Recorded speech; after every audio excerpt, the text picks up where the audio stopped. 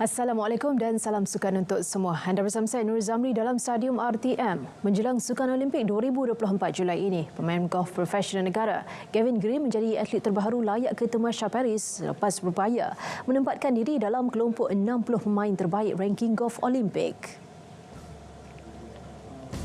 Lebih membanggakan, ini juga adalah kali ketiga berturut-turut Gavin layak ke Sukan Olimpik.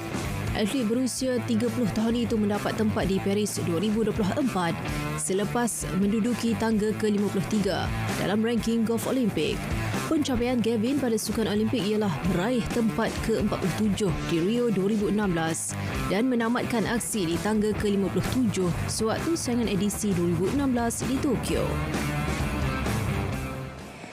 Sementara itu, tiada atlet memanah lelaki negara akan beraksi pada Sukan Olimpik 2024 di Paris. Ia susulan keputusan kurang baik diraih 3 wakil negara pada kejohanan kelayakan di Turki.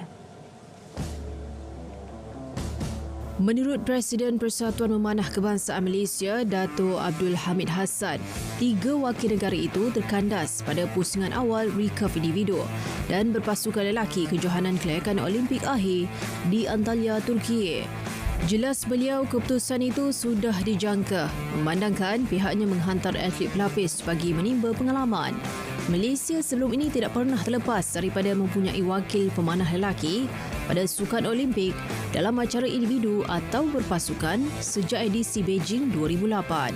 Kini cabaran memanah negara akan diteruskan oleh skuad wanita pada Tamasya Paris Julai ini. Saudara, skuash negara telah membuktikan mereka berupaya mengharumkan Malaysia di pentas antarabangsa terutama selepas menjerai acara berpasukan lelaki dan wanita pada kejohanan Asia 2024 di China. Bagi bintang skuash yang sedang meningkat naik, Aira Azman, prestasi ditampilkan oleh pasukannya pada kejohanan tersebut amat luar biasa.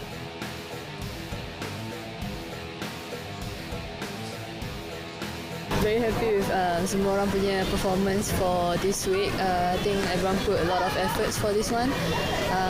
Ni first time I playing Asian teams, but it's the same team as Asian Games, so quite comfortable with them. So very happy to actually be part of the team and win the gold this time. Pada kejohanan tersebut, pasukan wanita negara berjaya merampas kembali kejuaraan dengan menumbangkan juara bertahan Hong Kong 2-0 pada saingan akhir. Pencapaian membanggakan turut dilakar skuad lelaki negara apabila berjaya menewaskan Hong Kong pada saingan akhir 2-1. Bekas Jaguh Bina Badan Negara Datuk Muhammad Syarul Azman Mahin Abdullah optimis untuk melahirkan juara dunia baru pada masa akan datang. Beliau yang merupakan olahragawan negara 2023 menyatakan akan berusaha melahirkan atlet yang mampu meneruskan legasinya di pentas antarabangsa. Beliau yang lebih dikenali sebagai Mike telah dilantik sebagai jurulatih kebangsaan selepas bersara pada Mac lalu. Mike juga memaklumkan negara memiliki ramai atlet berpotensi untuk diketengahkan ke peringkat lebih tinggi. Bagi saya boleh capai dalam masa 2 tahun, 3 tahun lagi. Kalau impossible, mana tahu tahun depan, sebab ada atlet senior yang mana saya jaga diorang. Saya harap diorang boleh menang kejuaraan dunia dalam kelas diorang. Jadi ramai atlet, just kena bawa diorang ke landasan yang betul lah. Jadi kita ramai atlet, sebenarnya ramai atlet kita. Tambahnya lagi, ketika ini sedang mempersiapkan atlet Bina Badan Negara untuk menyertai kejohanan Bina Badan dan Sukan Fizikal Dunia di Maldives pada November depan.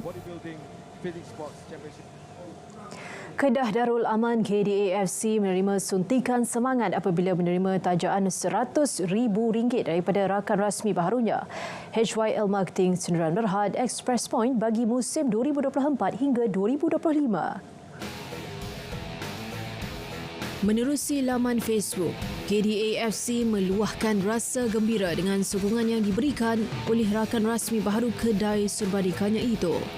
Menurutnya, kerjasama tersebut melibatkan sumbangan wang tunai dan barangan melalui penganjuran aktiviti bersama pasukan dan penyokong. KDAFC berkata, syarikat itu menyokong usaha penjenamaan yang sedang dilakukan oleh sang kenari dan ini adalah tahun pertama Express Point bekerjasama dengan rakan rasmi. Perkembangan Euro 2024, 3 mata berharga berjaya diraih Turki selepas menewaskan Georgia 3-1. Pada perlawanan itu, kedua-dua pasukan memperagakan aksi menyerang dan bertahan yang penuh berkualiti. Bagaimanapun, nasib memihak kepada Turki pada minit ke-25 menerusi jaringan jarak jauh Medmulda. Tersentak dengan gol itu, Georgia bangkit mengikat kedudukan dengan gol menerusi Gorgos Mezotsi. Bersambung babak kedua, bintang muda Real Madrid Arda Güler mencuri tumpuan apabila meledak gol kedua pada minit ke-65. Kerem Aktürkoğlu menutup sisa perjuangan Georgia dengan jaringan ketiga Turki pada minit kecederaan perlawanan. Kapten Perancis Kylian Mbappe mengalami patah hidung ketika pasukannya meraih kemenangan 1-0 ke atas Austria. Namun Persekutuan Bola Sepak Perancis memaklumkan Mbappe tidak memerlukan pembedahan atas kecederaan tersebut. Menurut FFF, Mbappe hanya akan memakai topeng pada perlawanan akan datang. Sementara itu, Ketua Jurulatih Perancis Didier Deschamps berkata, keadaan pemain baharu Real Madrid itu tidak begitu baik dan tidak dipastikan peluang Mbappe diturunkan pada perlawanan akan datang. Selepas ini, Perancis meneruskan kempen Euro mereka dengan bertemu pendahulu kumpulan di Belanda pada Sabtu ini.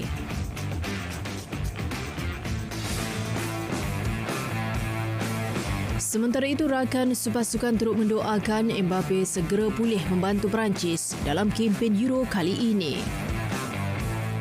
Ouais, ça contraste un peu avec le fait d'être content d'avoir gagné le match. On est un peu déçu pour Kylian.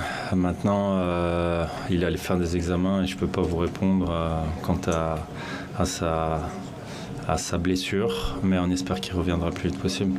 Ouais, c'était un peu mitigé parce que voilà, on était content parce que le premier match c'est très important et voilà, c'était pas une équipe facile aujourd'hui et bien sûr aussi on était un peu inquiet par rapport à notre capitaine en espérant que ce soit rien de grave et qu'il nous revienne rapidement.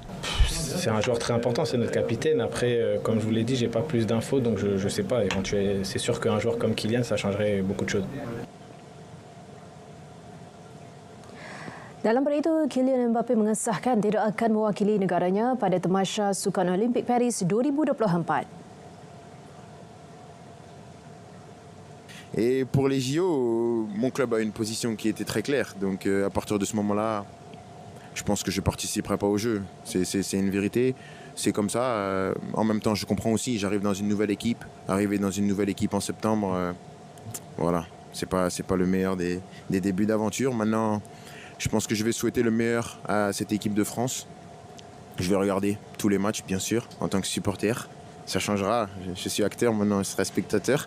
Et j'espère qu'ils vont nous ramener la médaille d'or. Minggu lepas, Lionel Messi turut mengesahkan dia tidak akan beraksi pada Tamasya Olimpik menolak peluang untuk memenangi pingat emas bersama Argentina buat kali kedua. Pertandingan bola sepak lelaki Olimpik bermula pada 24 Julai dengan perlawanan akhir pada 9 Ogos. Pemain pertahanan Belgium Jan Vertonghen mahu rakan sepasukannya segera bangkit dan melupakan kekalahan ke atas Slovakia. Bagaimanapun, Vertonghen akui pasukannya tidak sepatutnya bermain dengan corak permainan berbeza.